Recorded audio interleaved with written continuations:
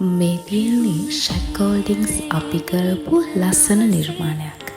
මේක ඉදිවෙන්නේ සුන්දර ගම්මානයක් වෙන වාරියපොලට යාපත ගමක. සුදත් මහත්මයා සහ එයාගේ බිරිඳ ගොඩක් මහන්සියෙන් කැපවීමෙන් ලස්සනට හැබෑ කරගත්ත හීනයක් තමයි මේ. අහලා තියෙනවද ගහක් වැටෙන සද්දේ? තමන්ගේ පාඩුවේ ඉස්සරහට යන්න. හිමිහිට දවස ගානේ නැගිටින්න.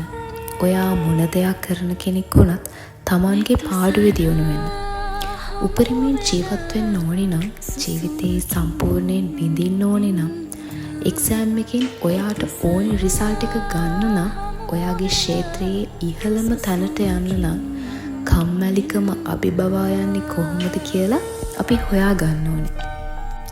උදාසීන වෙන්න, කිසි දෙයක් නොකර ඉන්න, උත්සාහ නොකරන්න, වැඩ කල්දදා ඉන්න තියෙන කැමැත්ත මෙතනදී අපි කරන්නේ තියෙන දේවල් තියෙන විදියටම තියෙන්න ඉඩ දෙන එක. මේක හොඳ තත්ත්වයක් නෙමෙයි. ඒක නිසා මේක අපිට වෙනස් කරන්නම වෙනවා. ඔයා හිතන්න ඔයාට කරන්න වැඩ ගොඩක් තියෙනවා. හැබැයි ඒක කරන්න කිසිම විදියකින් හිතෙන්නේ නැහැ කියලා. නැත්තම් ඔයාට මොකක් හරි අවස්ථාවක් ලැබෙනවා ඔයා ඒ අවස්ථාව ගන්න බයයි කියලා හිතන්න. මේ වෙලාවට කරන්න ඕනේ ඔයා හිතන්න දවසක ඔයා මේ හැම අභියෝගයක්ම පහු කරලා ඔයාගේ අරමුණට ගිහින් ඉන්ටර්විව් එකක් දෙනවා ඔයාගේ අත්දැකීම් ගැන මිනිස්සුන්ට. නැත්තම් ඔයාට ඔයාගේ ජීවිත කතාව ගැන පොතක් ලියන්න අවස්ථාවක් හම්බ වෙනවා. එහෙමත් නැත්තම් ඔයා ඔයාගේ කතාව ඔයා කාට හරි කියනවා නම් ඒ කතාවේ සම්පූර්ණම දිගහැරම ලස්සන වෙන්නේ ඒක පුරාම අභියෝග ups and downs තියෙනකොට. ඉතින් ගොඩක් වෙලාවට ඔයාගේ කතාව ලස්සන වෙන්නේ අමාරුවෙන් වැටි නැගිටිනු තැන් තියෙනකොට. සුරංගනා කතාවක් වුණත් ලස්සන වෙන්නේ එහෙමයි.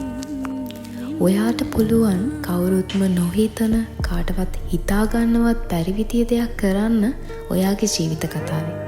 මොකද ඒක කරන්න පුළුවන් ඔයාට විතරයි. ඇයි? ඔයාගේ කතාවේ ප්‍රධාන චරිතය ඔයා. අපහසු හැඟීමක් දැනෙන, වැටෙන හැම දවසකම හැම වෙලාවකම අහන්න තමන්ගෙන්ම මේ ප්‍රශ්නේ. මගේ උපරිමාත්ම ශක්තිය තියෙන මගේ හොඳම වර්ෂන් එක මේ වගේ අවස්ථාවක මොනව කරයිද? මේ වගේ වෙලාවක කොහොම හැසිරෙයිද?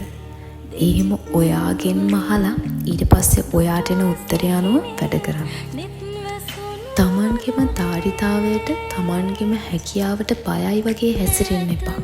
සම්පූර්ණවම සහ අනිවාර්යෙන්ම තමන්ගේ